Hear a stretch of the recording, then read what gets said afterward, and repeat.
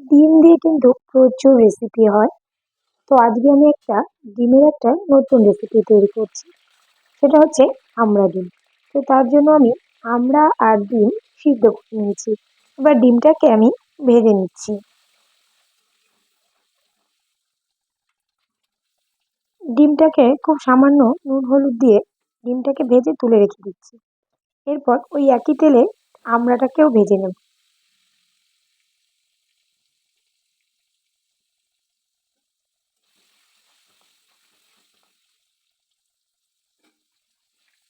আমড়াটা ভেজে তুলে রেখে ওই তেলে জিরে ফোড়ন দিয়ে দিচ্ছি।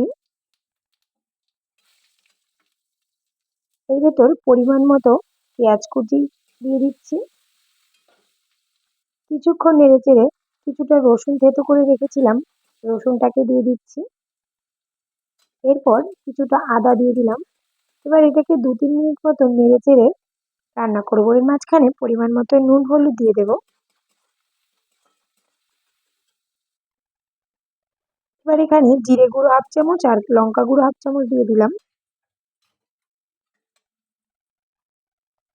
এরপর আমি এখানে 2 কাপ জলে একটা দুধের প্যাকেট গুলে রেখেছিলাম, তার হাফ দিয়ে মশলাটাকে সুন্দর করে কষিয়ে নেব। পরিমাণ মতো নুন হলুদ দিয়ে মশলাটা যতক্ষণ তেল না ছাড়ছে ঠিক ততক্ষণ কষাতে থাকবে। মশলাটা থেকে তেল ছেড়ে দিলে আগে থেকে ভেজে রাখা যে আমড়া ডিমটা ছিল, আমড়া ডিমটাকে দিয়ে দেব। এরপর যে বাকি দুধটা ছিল সেই দুধটাকে দিয়ে আবারও আমরা কষিয়ে নেব খুব সুন্দর করে মশলাটা থেকে যতক্ষণ না তেল ছাড়ছে।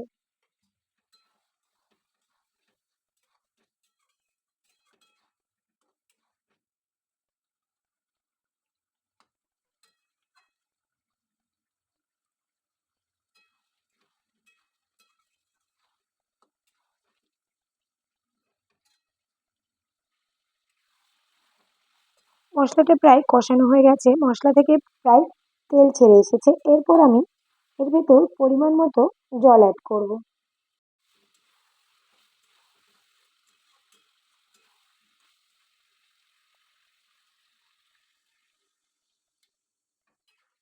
জল দিয়ে 5-7 মিনিট মতো ডিমটাকে রান্না করতে দেবো।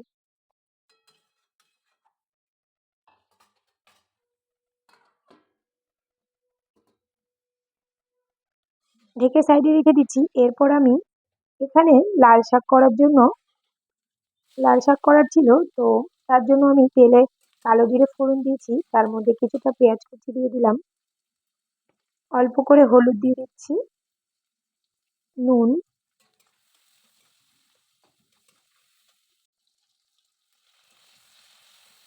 সামান্য বেগুন ছোট ছোট করে কেটে রেখেছিলাম, তো সেটাকে দিয়েও খুব ভালো করে 2 মিনিট মতো ভেজে নেব। এরপর 2-3 কোয়া রসুন থেতো করে দিয়েছি, 3টে কাঁচা লঙ্কা দিয়ে দেবো।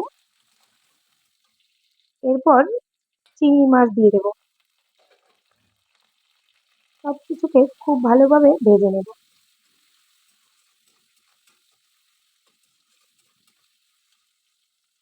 এবার লাল শাকটাকে দিয়ে দেবো।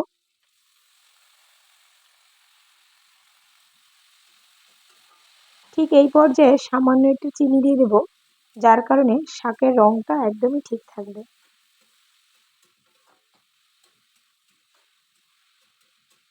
এদিকে শাক হতে হতে আমার ডিমটা হয়ে গেছে।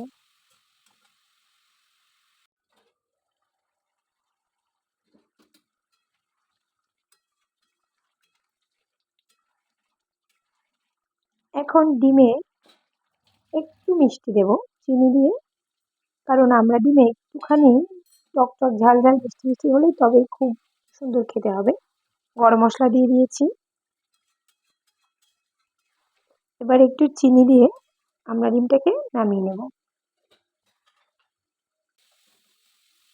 এদিকেও লাল শাক রেডি।